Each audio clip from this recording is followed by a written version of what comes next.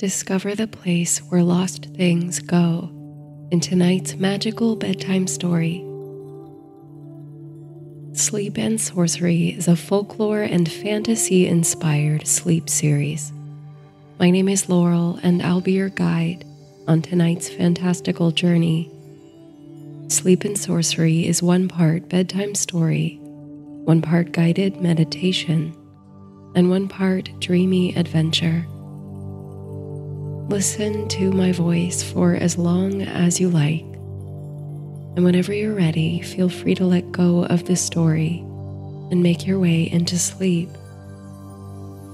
If you're still awake as the story concludes, I'll guide you through a meditation for connecting with your inner child.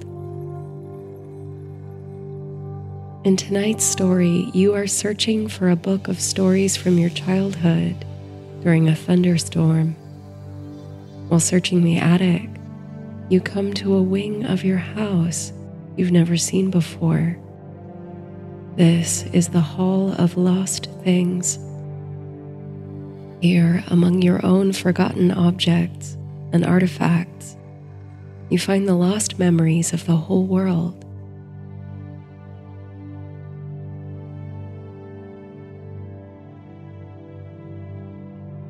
I half closed my eyes and imagined this was the spot where everything I'd ever lost since my childhood had washed up. Kazuo Ishiguro, never let me go.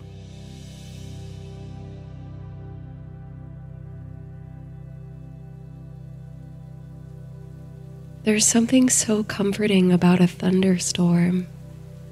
The sense of warm, cocooned safety from the elements, the reminder of nature's awesome power, the nostalgic whisper of heightened excitement and curiosity. You remember being very young and piling all the pillows and blankets from your bedroom in the innermost hallway of the house, a veritable pillow fort of protection against the raging storm outside, where you could only faintly hear the rumble of thunder or curtains of rain on the windows. You remember flashlights and making your hands into funny shapes to cast their shadows on the walls, and storybooks to pass the time till the storm moved on. This was a family ritual so delightful and divergent from the norm that at any time you began to feel the electric charge of rain in the atmosphere, you'd tremble with excitement. Now, as rain pelts the windows of your house, you find yourself gripped by the desire to recreate the old ritual. You climb the stairs to your bedroom and pull the plush duvet from the bed, along with all the pillows you can carry in an armful. You throw the blanket and pillows on the floor of the hallway outside the upstairs bathroom, right next to the linen closet. It's not quite the same as it was all those years ago, but it does conjure a similar spark and a sense of coziness. All you need now is a book to read as you wait out the storm. You've got a small shelf of beloved books against the wall in your bedroom, the ones you reach for when you need to clear your mind before going to bed, the ones you've read 1,000 times and never cease to make you feel special or safe or at home. You scan the shelves quickly, looking for something you haven't read in a while, or a book that seems particularly suited to the circumstances. There was one book, you recall, that was a source of both intrigue and calm during those stormy evenings long ago. It was a collection of the Greek myths, illustrated for children and younger readers. You can still see so many of the illustrations clearly in your mind. simple yet evocative expressions of gods, heroes, and cosmic phenomena. Unfortunately, it's not on your bedroom bookshelf, and though you're certain you never threw it out or donated it to a used bookstore, the sentimental value being so strong, you have to rack your brain to think whether you still have it somewhere in the house. Where might it be, you wonder? There's a larger book cabinet in the sitting room downstairs. You look there, though you imagine you'd have seen the collection day after day if it were right under your nose. It's not there. Resigned, you decide to settle for another tome until, perfectly timed with a brilliant flash of lightning outside, you remember something. There's a box of old books in the attic, you say aloud, almost involuntarily. You moved them up there years ago, along with racks of old coats, children's toys, and other knickknacks you're too nostalgic to let go of. What are the chances, you think, that this specific book might be up there? Thunder rumbles, distant and low, in answer to the lightning. It's been a while since you went up to the attic. You have to mentally prepare yourself for the possibility of leaks and cobwebs. You grab a flashlight from the hall closet, remembering that the single bare bulb in the attic hasn't been changed in all the time you've lived here. Then, reaching up to tug the string, you release the pull-down attic stairs. Steadily you climb, the flashlight tucked under one arm. Once up in the attic, the rain feels vaguer and yet more immediate. You can hear it like a fuzzy curtain of white noise on the roof above. You click on the flashlight and reach for the cord to turn on the overhead bulb. As you suspected, the light doesn't turn on, but fortunately, the flood of your torch creates enough visibility to move comfortably throughout the attic. You're relieved to see there's no evidence of the rain leaking into the space, and layers of dust notwithstanding, the attic is reasonably clean. There are numerous cardboard boxes stacked against the walls, and 2 clothing racks hung with forgotten items. There's a black pea coat hanging up that you'd all but forgotten about. You consider bringing this down with you, as fall is soon approaching. You cross to the stack of boxes and pull the first down. It's far too light to contain any books, so you open the one beneath it. This one is filled to the top with photo albums. A twinge of wistfulness spurs you to flip through one of them. Within are faded photographs of your childhood. You building sandcastles at the beach, riding a pony for the first time, planting flowers in the garden with a loved one.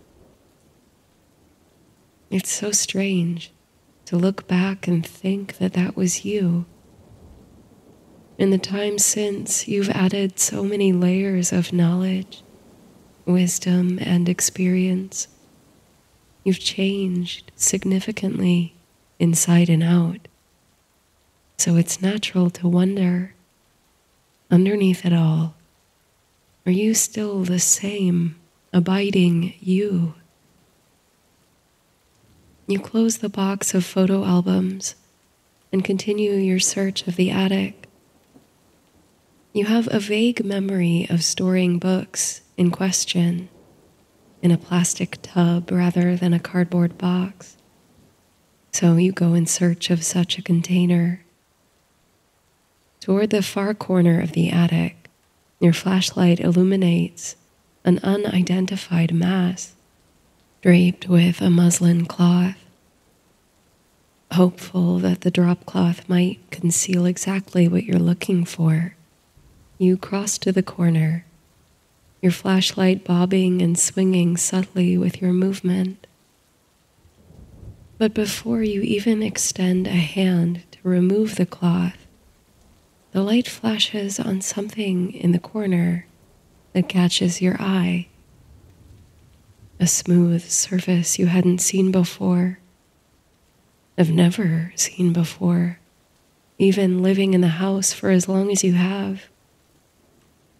It's a step, a bottom step which would normally lead up to more steps in a staircase, but in this instance, it firmly abuts the solid wall of the attic. You chuckle to yourself. Old houses are often full of quirks like this, left over from unfinished projects or low-effort remodels.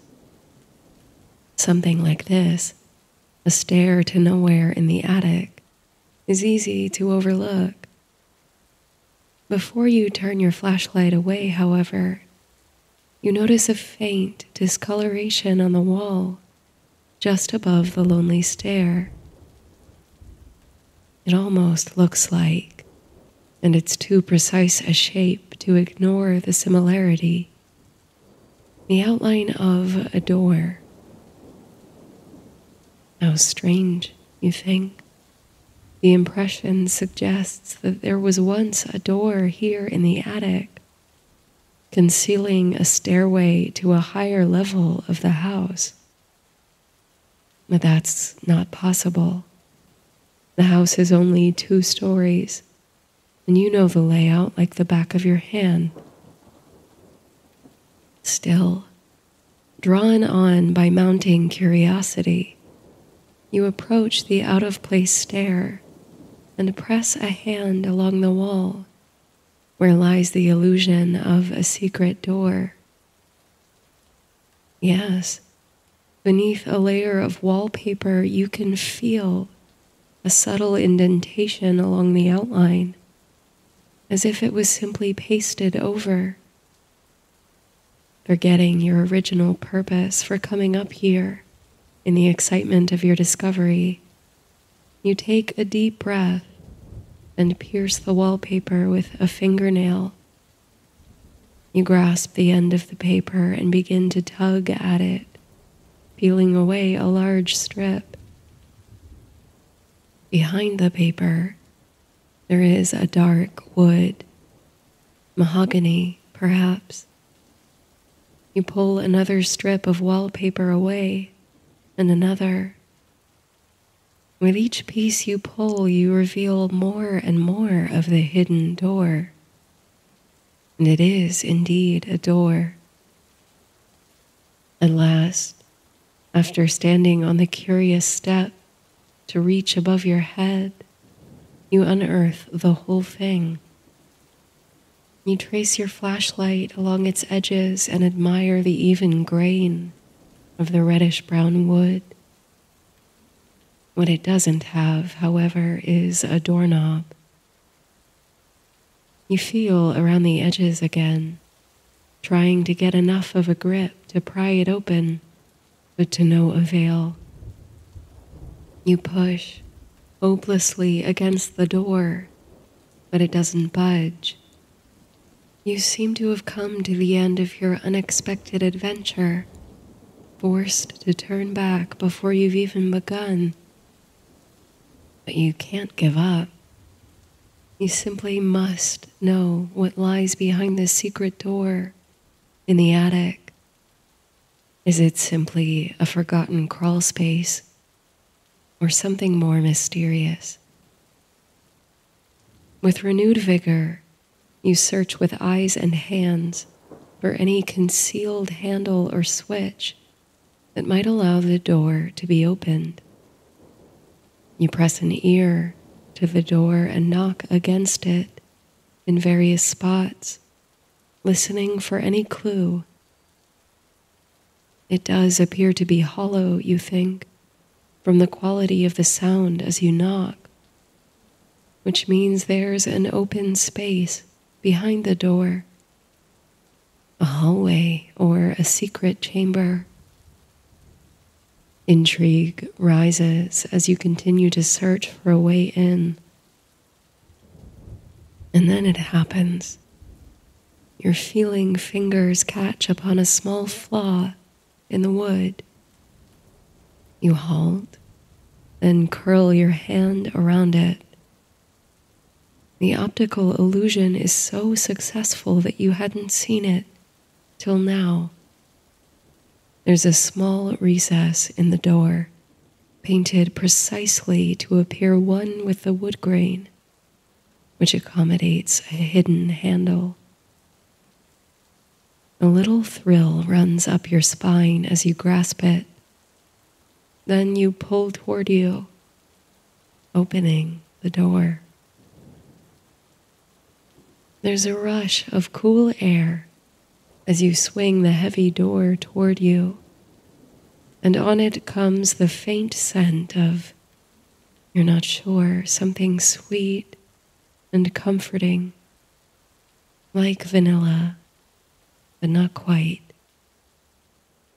Behind the door, you reveal a dim, narrow passage, and indeed the steps continue upward ahead, vanishing into the darkness beyond.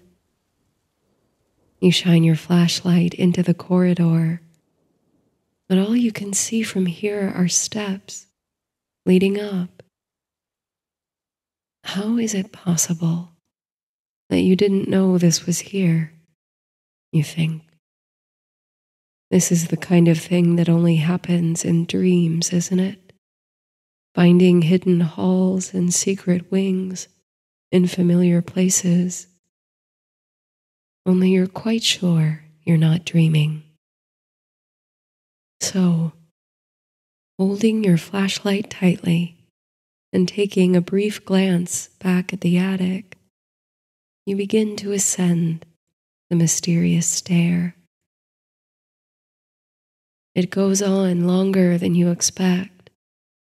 The sound of rain and thunder seems to have dissolved into the tranquil silence of the passage.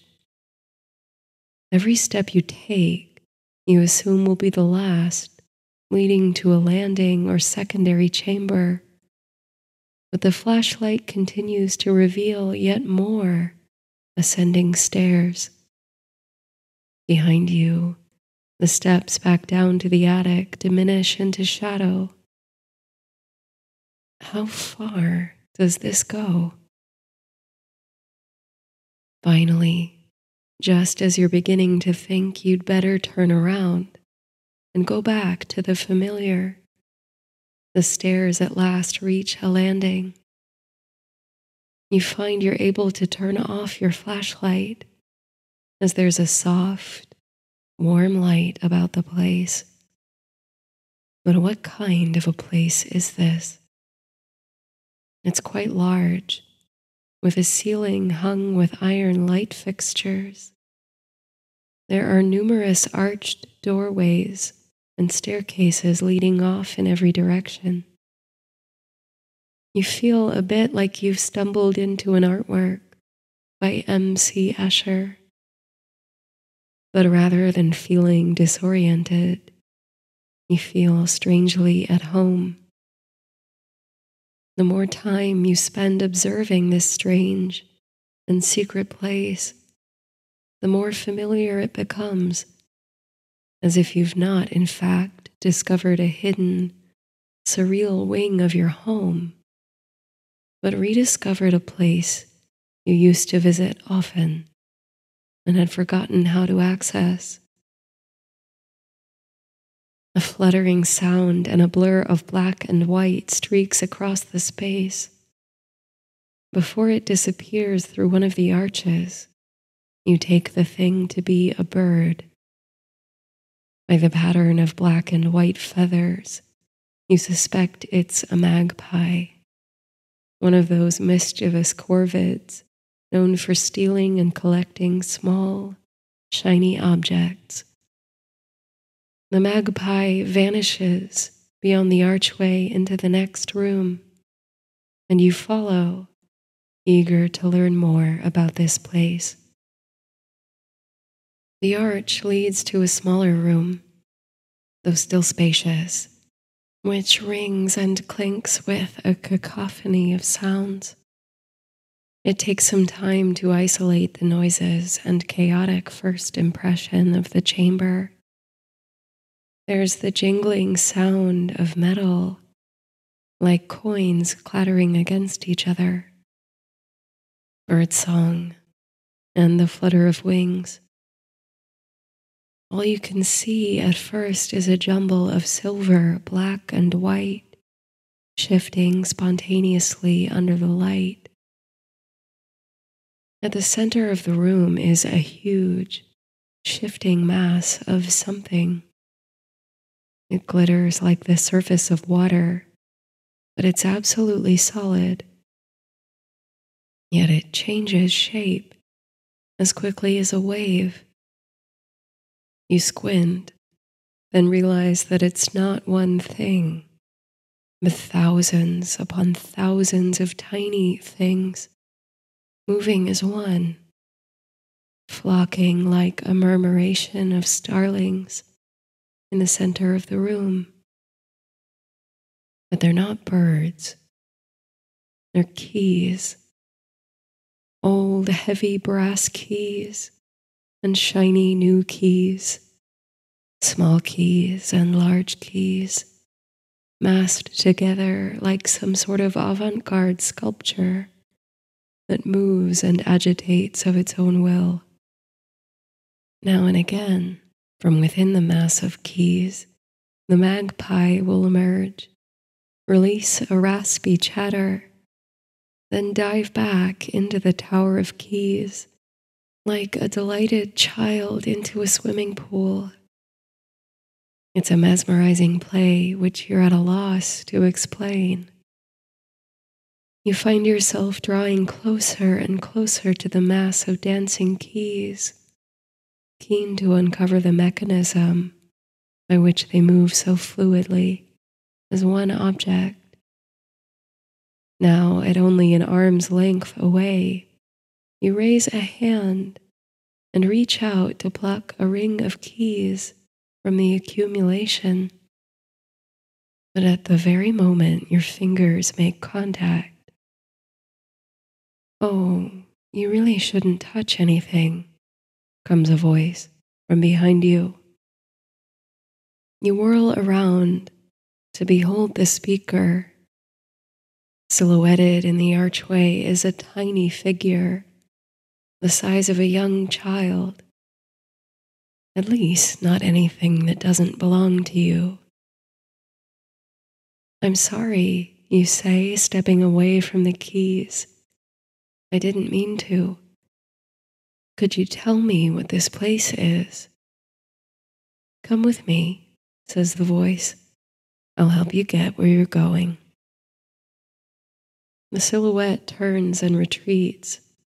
You leap lightly to catch up with him. In the light, the speaker is revealed to be a tiny man. He's barely half your height, but walks with a spring and a swiftness in his step. His clothing is of note, reminiscent of Victorian evening attire, complete with tails, but instead of a silk hat, he wears on his head a device like a candle snuffer. "And what exactly is it you're looking for?"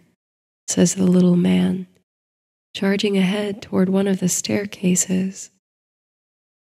"Well, a book, I suppose," you say. "But couldn't you tell me where we are, and how this place came to be in my attic?" The little man stops in his tracks and turns around. He looks you up and down inquisitively. His eyes widen for the briefest of moments, and then his small, puckish face settles into an expression of realization. "Oh, pardon me," he says. "You must forgive my rudeness. It's been a while since one of you came through." "One of who?" you ask. "A seeker," replies the little man. "Shall we begin again?" Now he clears his throat and spreads his arms wide, gesturing to the expanse of the chamber with its many stairs and arches. "Welcome to the Hall of Lost Things." As if to emphasize his pronouncement, the lights in the large atrium flare for a moment, as though from a fire generously stoked. The crescendo of light sends shadows stretching across the floors and walls. "The Hall of Lost Things," you repeat, questioning. "Have you ever lost something? Not merely mislaid, but truly lost it," says the man. "Have you searched high and low, in every nook and cranny, in every place imaginable, and still been unable to find it?" You don't even have to answer this. It sounds like a perfectly universal human experience. "Well," says the man with the candle snuffer hat, "this is where those objects come." You find yourself speechless. Past the archway, you can still hear the faint tinkling of metal.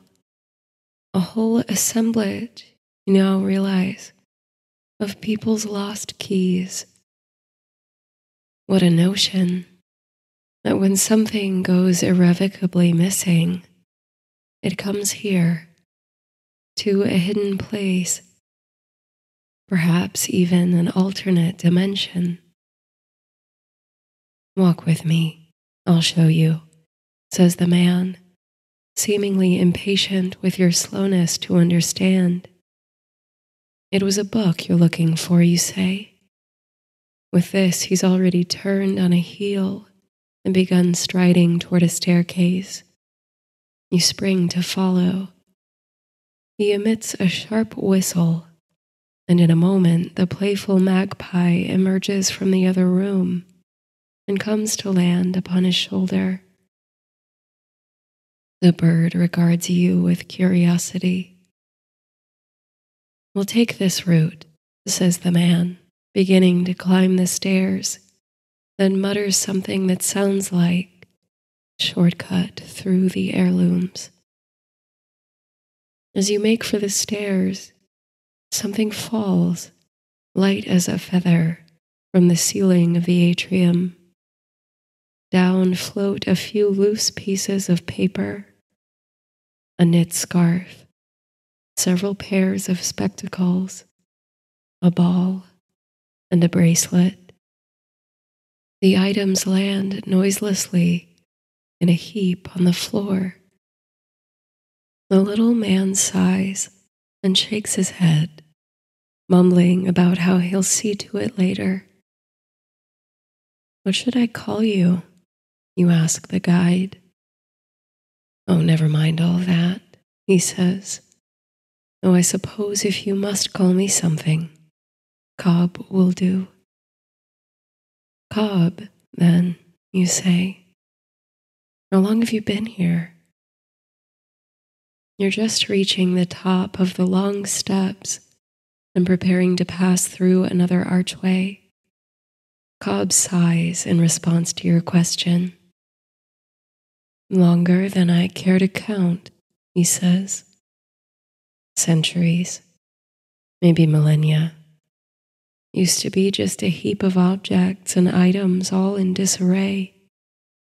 Things fall from the sky, no order to any of it. Mountains and mountains of forgotten artifacts. But I had all the time in the world. So one day I decided it was time to start organizing it all. As you move across the threshold into a long hallway, you can see firsthand the result of Cobb's effort. You're reminded strongly of being in a museum. On either side of the narrow corridor, there are shelves behind glass. Upon the shelves sit numerous sparkling objects. You can't help but slow down to admire some of them.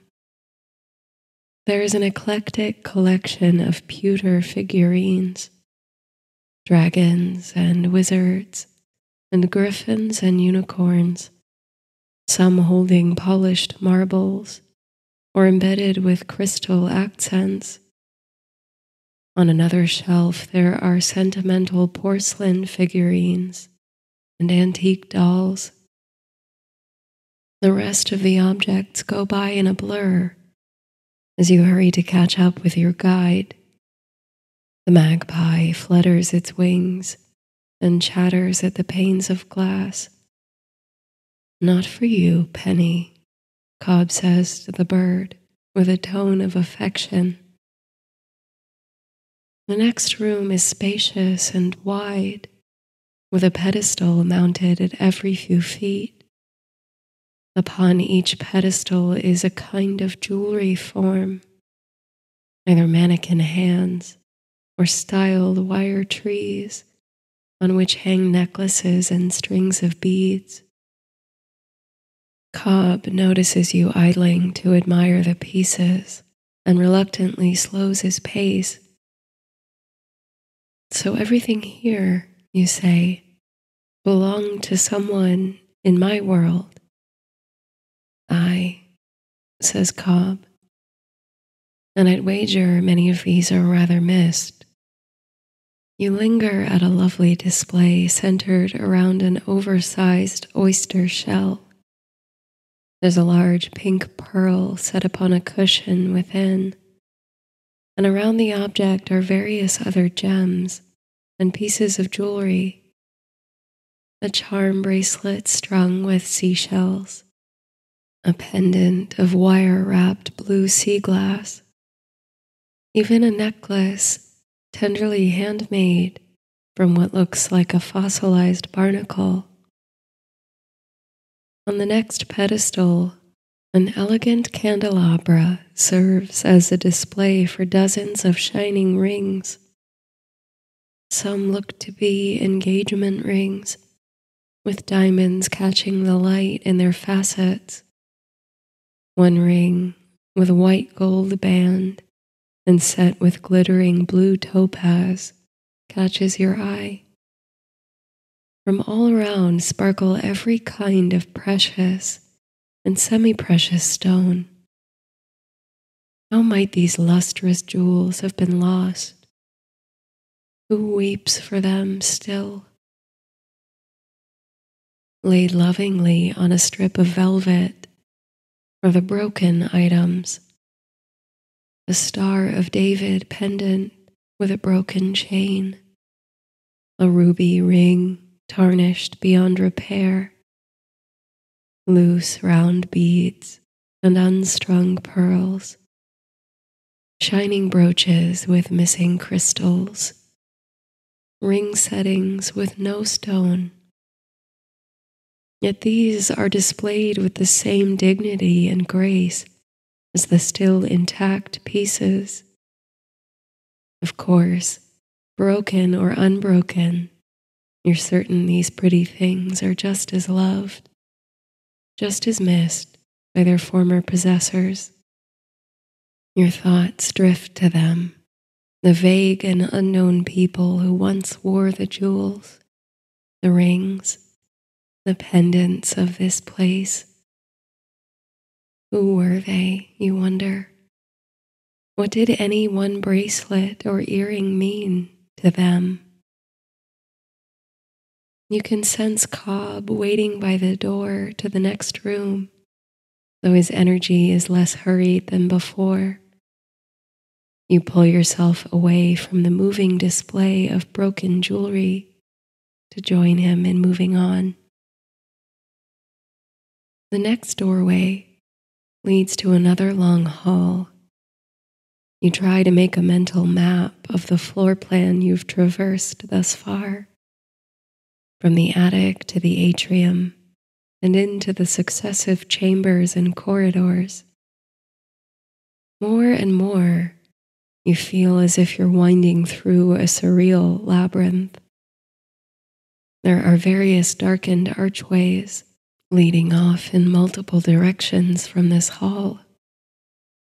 You can't resist the urge to poke your head into one or two, and Cobb seems to have more indulgence for your curiosity now.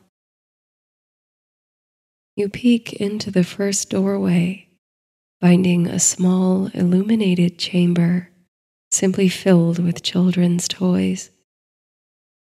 They're arranged in piles, on shelves, and sometimes on pedestals. But there's a coziness and an inviting quality to this room that's different from those with more refined displays. Go ahead then, says Cobb, as you look to him with a pleading air. Take a look around. I've got the time. You enter the room filled with toys, feeling at once the light-hearted innocence of childhood envelop you.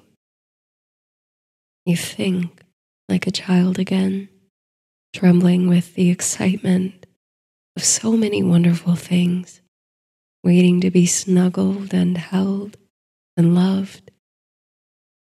There's a shelf of homemade wooden toys, a little wagon hand-painted with red and green and gold, even a dusting of glittery snow on its roof.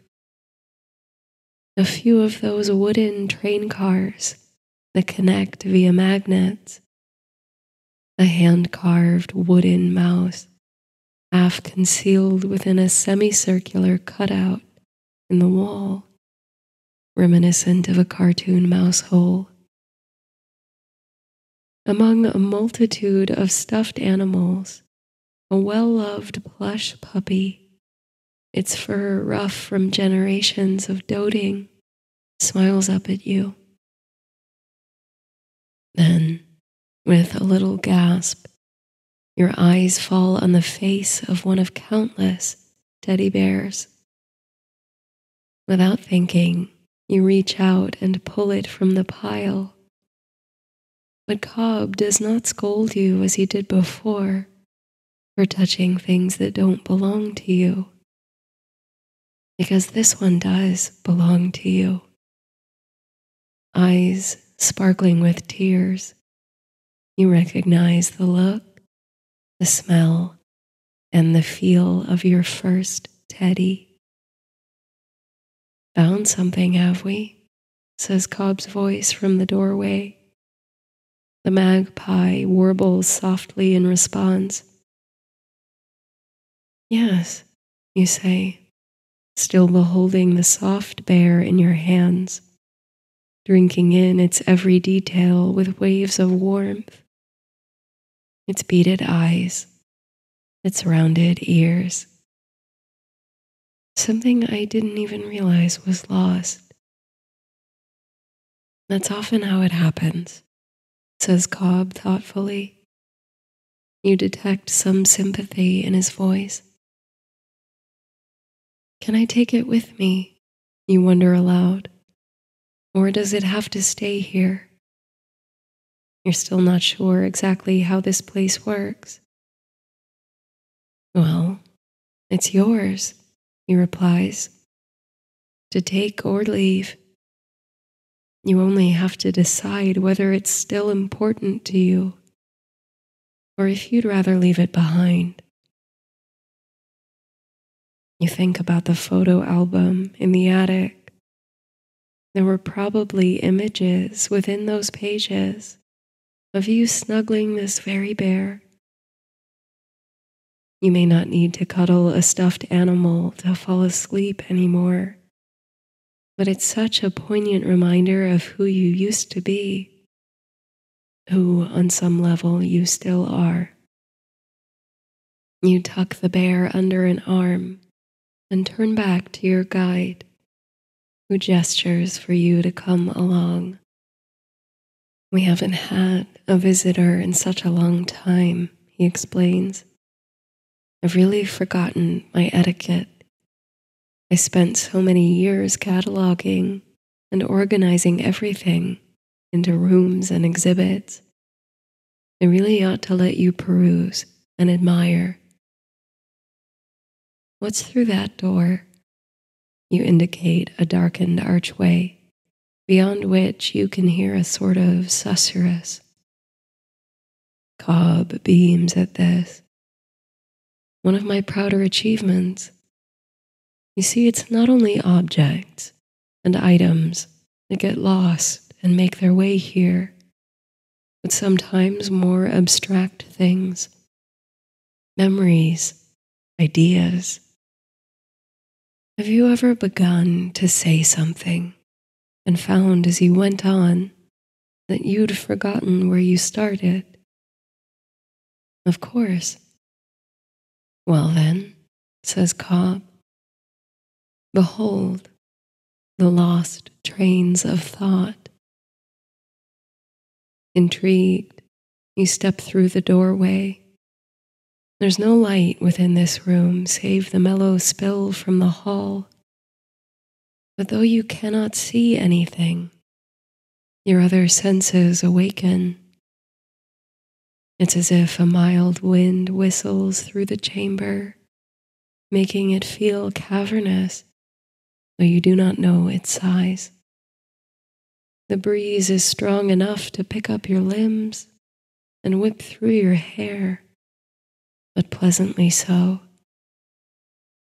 On the wind comes a variety of scents, vanilla again or something like it, then a honeysuckle, linden blossom, rose, and your ears fill with the comforting sound of whispering voices, the words so low and muffled you cannot distinguish them, the voices blending seamlessly into one another, like quaking aspens delicately sharing their secrets on the wind.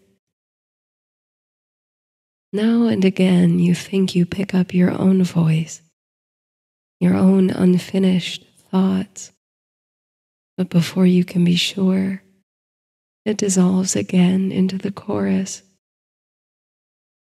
Standing in this room is an experience like no other, bathing in thought.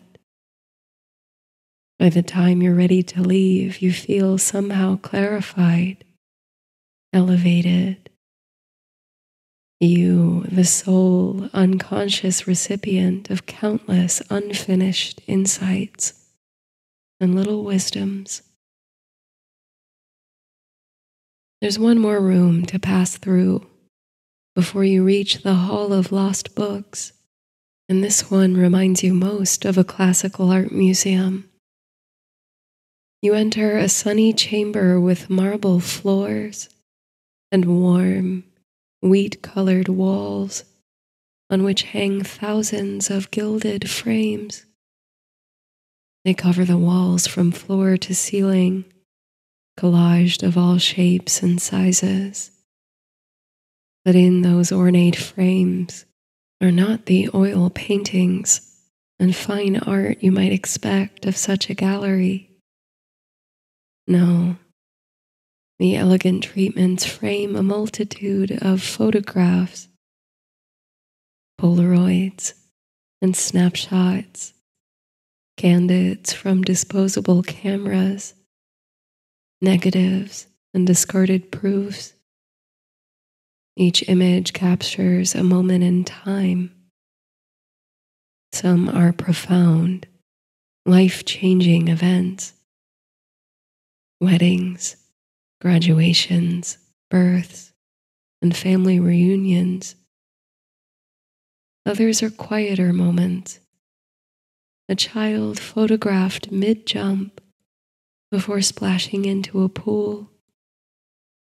a young woman holding a hand before the camera to avoid having her picture taken, but clearly laughing behind the obscuring hand. A smiling baby girl. A portrait of a man so tenderly composed it can only have been taken by someone who loves him. You find that your eyes are once again glistening with tears as you walk through the frozen memories, the lost photographs of the world. Some are damaged by water or singed at the edges by fire. No matter how seemingly small the moment or ordinary the photograph, each floods your mind with wonder at the lives behind them, the tangled web of relationships that you could draw between so many of the frames in this gallery. To see the mundane and the sublime treated so thoughtfully, elevated to the same level of reverence, makes you feel incredibly warm inside, makes you feel the impact and importance of each moment. And now, as your eyes trace the spaces between the gilded frames, you land upon a picture that's terribly familiar, because it's a picture of you. A picture from years ago, wrapped in embrace with an old friend you haven't seen in a long time. You almost lift a hand to reach out and take it, but you hold back. Though your eyes smile from behind the glass, it's not your photograph to take. You never had it in your possession. In fact, you're not sure you've ever seen it before. It must have belonged to your friend, and perhaps they had it pinned to a corkboard in their bedroom for years before it was lost in a move or fell behind a dresser to collect dust. You wonder if they'll ever find their way to this mysterious place to retrieve it. Anyway, you like how it looks on the wall in the company of so many other loving images and memories. Even if you could take it with you, you don't think you would. You look to Cobb, whose eyes have grown kinder in the time you've been here.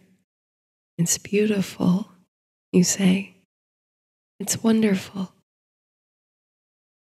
He blushes, face breaking into a bashful grin.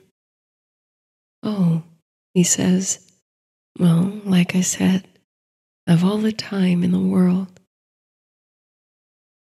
You have the distinct impression your guide has never heard praise like this. You wonder how long it's been since someone was here to witness all his work.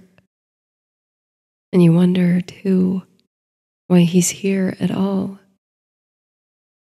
Is his relegation to the Hall of Lost Things a kind of penance for some earthly misdeed, like Sisyphus and his rock? Whatever the reason, you are moved tremendously by the care and admiration with which he's handled the lost possessions of his private realm. Though few may ever see it, he's done a great kindness here. You're thankful to have found your way in. Taking your final glances at the exquisitely framed memories, you follow Cobb through one last archway. Penny the magpie kicks off from his shoulder to fly upward, and you follow the black and white streaks of her plumage with your gaze. Here is a room, cylindrical in shape, that dazzles the eye and mind. Around on the walls are shelves and shelves of books, climbing upward on an endless helix. You're reminded of the architecture of the Guggenheim Museum in New York, with its spiral galleries along a central stairway. These shelves extend so high that they disappear into blurry whiteness above, as if there's no ceiling, but a blanket of clouds or mist. You must have every book in the world here, you say, mouth agape, marveling. Well, there are quite a few duplicates, Cobb mutters, but very nearly. Took me ages to alphabetize, and new ones arrive every day. You imagine Cobb cataloging millions of books, sorting through the works of the Bronte sisters and numerous collections of Shakespeare. How many of these books, you wonder, once sat on someone's comfort shelf, like those you keep in your bedroom, all those levels below? Your room feels very far away just now, and yet you feel very much at home. How will I find the one I'm looking for? You inquire, glancing at the spines of the closest books. At this, Cobb leads you to what looks like the machinery of an antique elevator along the wall. Every book he's ever logged has a unique code, like the decimal system used in libraries. All he needs is an author's name or the title. At this, you bite your lip. You can't remember the author's name or the exact title, only a few details about the contents. It was so very long ago that you last picked it up. But what you do know, you supply to Cobb, who scratches his chin as he thinks. But within a few moments, something comes to him. He turns to the brass buttons and presses them in a precise sequence, taking a moment to think between each. After pressing more buttons than you manage to count, he takes the brass lever in his hands and pulls down with some effort. The metal groans as if it hasn't been moved in some time. It gives way. Then, with a series of clicks and gutters, like the turning of great gears and cogs in a clock tower, the room begins to rotate. No, the walls, like a barber's pole turning around on itself so the stripes seem to ascend. The helical shelves move around and down, bringing your selection spiraling to you. Before your eyes flash the fairy tales of the Brothers Grimm, beloved books by Kenneth Grahame and F. Scott Fitzgerald, the entire bibliography of Charles Dickens, and the collected poems of Emily Dickinson.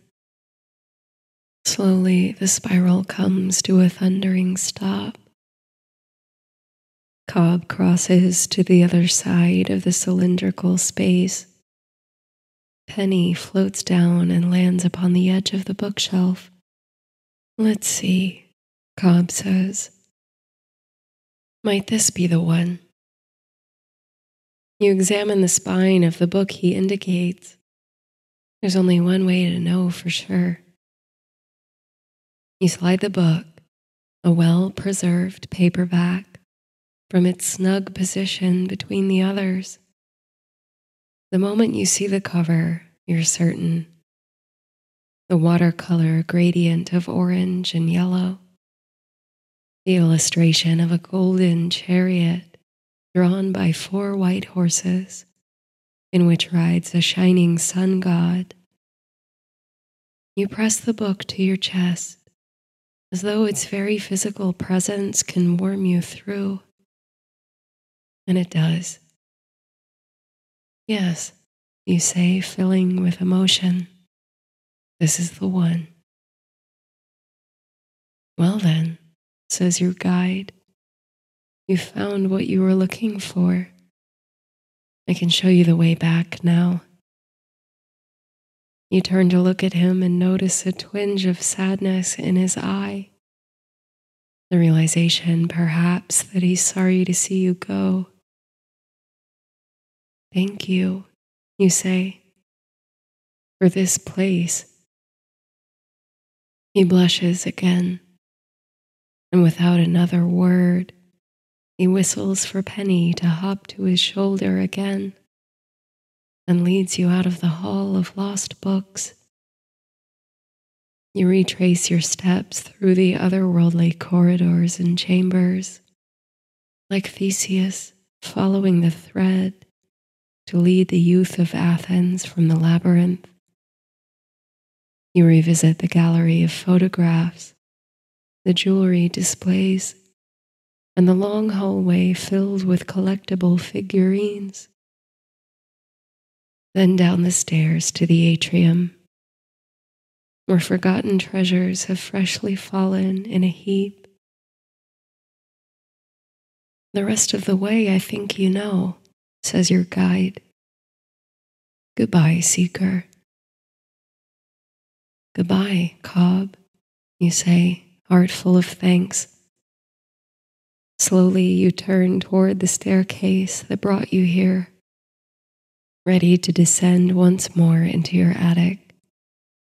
But before you take the first step down, you realize that somewhere along this strange journey, you must have set down your flashlight, and you're loath to take on the dim stairway without it. You look back, wondering if Cobb has seen where you misplaced it, or even if it's already found its way into the pile of lost belongings in the middle of the floor. But when you turn around, you don't see Cobb at all. Penny is diving in and out of the ever-growing pile of objects and artifacts. She emerges with a gold pocket watch, clutched by the chain in her beak. Right where Cobb once stood, however, there is something. A candle. A single white candle burning on an old-fashioned saucer with a handle for holding. You think, puzzled, about Cobb's choice of headwear, the candle snuffer he wore as a hat. All you can think is that he left this little light behind, knowing you'd need it. So you pick up the saucer, feeling the flickering warmth of the candle on your face, and bidding farewell to Penny the magpie, who chirrups amiably. You begin to descend the staircase to your own familiar attic. You'll read by candlelight tonight, wrapped up in blankets, holding your first teddy like you never grew out of it, knowing that whatever may become lost along your journey may be found again, or may be picked up by someone who needs it. Tonight, you'll read by the light of the past, the light of memory, the light of your inner child who abides.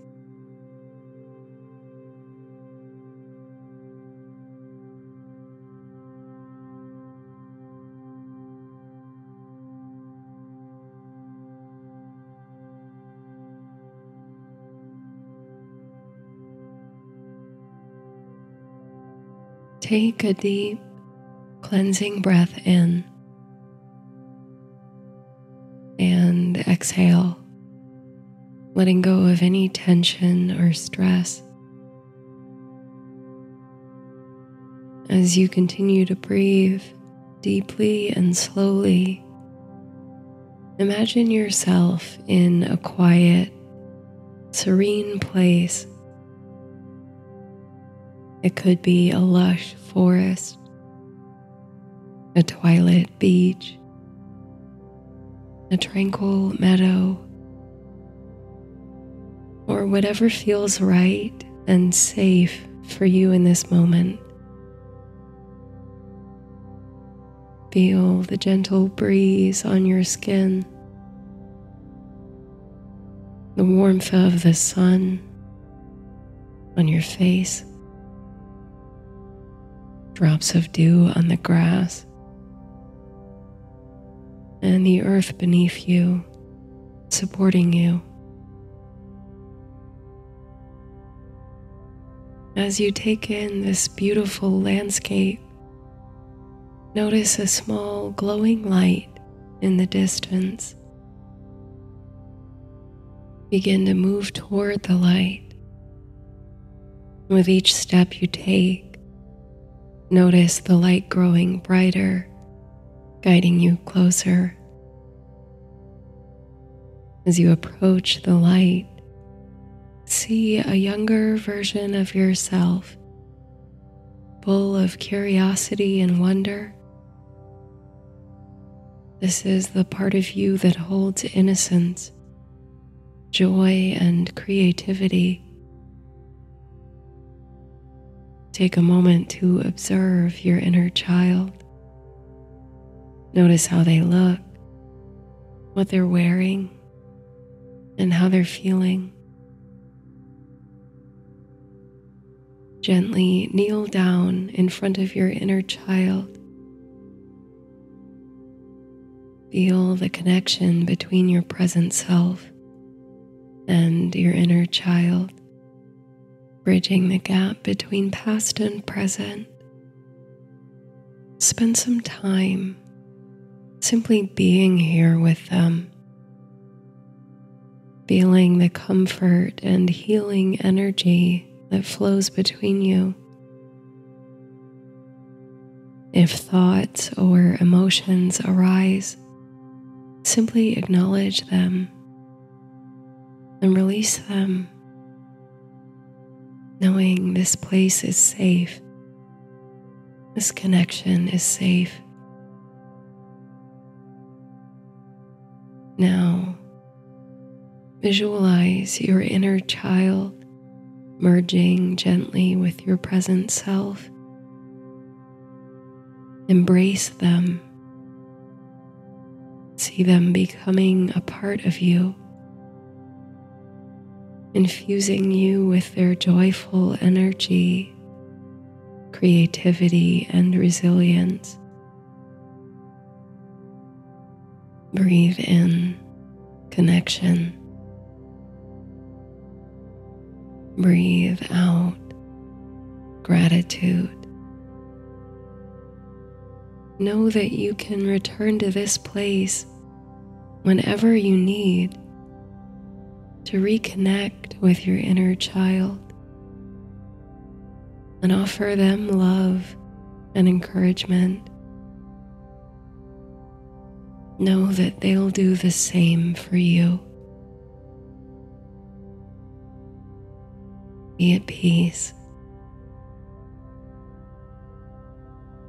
Sweet dreams.